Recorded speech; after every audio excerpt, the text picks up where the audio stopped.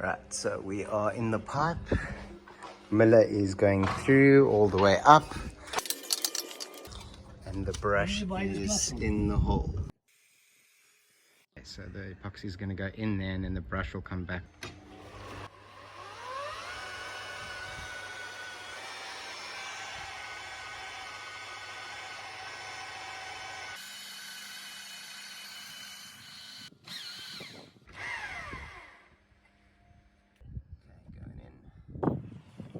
So we are at this point over there where we marked.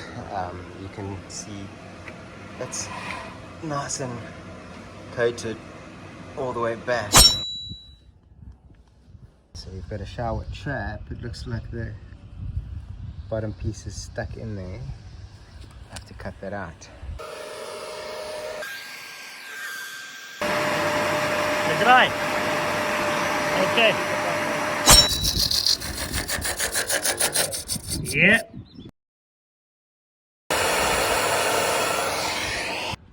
Can I come back? Yes. Thank you. You can come back.